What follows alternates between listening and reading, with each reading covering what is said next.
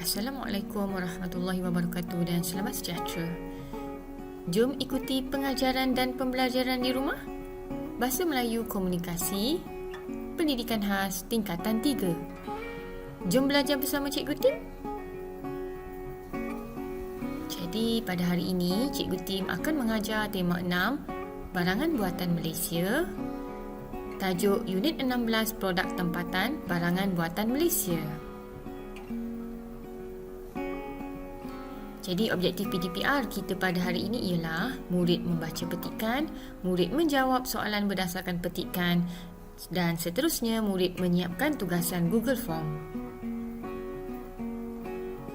Kemahiran membaca. Mari kita baca sama-sama. Anak murid Cikgu Tim bolehlah membaca berdasarkan video ini. Sokonglah barangan buatan Malaysia. Barangan tempatan ialah hasil produk rakyat negara kita sendiri. Antara barangan tersebut termasuklah makanan, pakaian, kenderaan dan hasil kraf tangan. Harga produk tempatan juga berpatutan. Produk tempatan tidak dikenakan cukai yang tinggi. Contohnya, harga beg tangan buatan Malaysia lebih murah daripada beg tangan import. Produk tempatan juga berkualiti tinggi. Pengguna tidak perlu ragu-ragu apabila membeli barangan buatan Malaysia. Produk makanan keluaran negara kita dijamin bersih, suci dan halal. Produk tersebut menepati piawaian yang telah ditetapkan oleh kerajaan.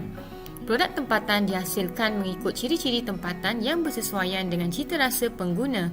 Misalnya, produk kraf tangan seperti batik, tembika dan hasil tenunan mempunyai nilai seni yang sangat tinggi berbanding dengan barangan import. Rakyat Malaysia sewajarnya menyokong hasil keluaran tempatan dengan membeli barangan buatan Malaysia. Jadi, berdasarkan petikan yang kita telah baca bersama, barangan buatan Malaysia iaitu barangan tempatan seperti makanan, pakaian dan sebagainya. Hasil kraf tangan pula, hasil kraf tangan seperti batik, tembika, hasil tenunan. Jadi mempunyai nilai seni yang sangat tinggi. Kenapa kita perlu beli barangan buatan Malaysia? Yang pertama, kita perlulah menyokong hasil keluaran tempatan. Dan seterusnya yang kedua, seperti yang kita sedia maklum, dalam petikan pun ada nyatakan harga produk tempatan juga berpatutan. Kemudian berkualiti tinggi. Seterusnya, produk keluaran negara kita dijamin bersih, suci dan halal. Akhir sekali, menepati piawaian yang telah ditetapkan oleh kerajaan. Jadi, mari kita bersama-sama membeli barangan buatan Malaysia. Seterusnya, kemahiran menulis. Okey. Jadi kalau awak lihat di situ, gambar menunjukkan roselle atau Hibiscus sabedarifa. Merupakan tumbuhan herba semula jadi yang kaya dengan vitamin C, serat dan mineral. Produk berasaskan buah roselle seperti jus, jam dan halwa kian mendapat tempat dalam kalangan masyarakat di Malaysia. Sekarang ni jus roselle ni sangat terkenal sebab ramai usahawan kita, para petani yang menanam roselle. Jadi macam mana kita nak buat jus roselle? Jika lihat di situ, yang pertama, asingkan buah daripada tangkainya. Itu yang pertama. Dan yang kedua, potong kelopak dan buang bijinya. Dan seterusnya yang ketiga, masukkan kelopak yang sudah dibersihkan ke dalam periuk.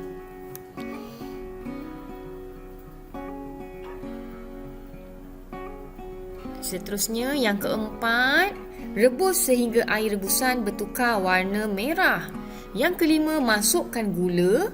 Dan akhir sekali yang keenam, tapis air rebusan. Jadi, jika kita perhatikan, terdapat 6 cara-cara membuat jus roselle. Jadi anak murid Cikgu Tim perlu menulis ke-6 cara-cara membuat jus roselle ini di dalam Google Form yang Cikgu Tim akan berikan. Seterusnya, kemahiran menulis juga. Jika lihat di situ, produk kesihatan dan kosmetik. Terdapat 5 produk di situ. Yang pertama, jeli gamat. Yang kedua, teh misai kucing. Yang ketiga, bedak sejuk. Yang keempat, syampu rambut. Dan yang kelima, lotion halia. Kalau lihat di situ, kelima-lima ini adalah produk kesihatan yang dibuat oleh rakyat Malaysia. Maksudnya produk-produk ini adalah keluaran tempatan. Jadi kalau kita lihat di situ teh misai kucing, teh. Mestilah kita nak buat minuman kan? Air teh misai kucing. Okey, kemudian shampoo 5 purut. Kalau lihat di situ 5 purut boleh dijadikan shampoo rambut. Kemudian halia boleh dijadikan lotion, sapu di tangan, badan dan sebagainya. Kemudian bedak sejuk. Sebelum tidur je awak letak bedak sejuk kat muka awak ya. Dan seterusnya jeli gamat. Dibuat daripada gamat ya. Okey, jadi setiap produk itu mempunyai kelebihan dan kegunaan yang sendiri. Jadi tugasan anak murid Cikgu Tim, seperti biasa Cikgu Tim akan berikan dalam bentuk Google Form. Yang pertama, anak murid Cikgu Tim mesti menonton video terlebih dahulu sebelum menjawab Google Form ini. Seterusnya murid membaca petikan. Jangan lupa baca petikan terlebih dahulu, jawapan ada dalam petikan. Seterusnya murid menjawab soalan dalam Google Form dan akhir sekali setelah siap tugasan Google Form tersebut, awak semua hantar tugasan.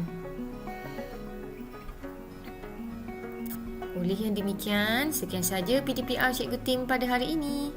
Sila kongsi dan subscribe YouTube Cikgu Tim untuk mengikuti PDPR yang seterusnya. Kita jaga kita. Okey, jumpa lagi pada PDPR yang akan datang. Bye.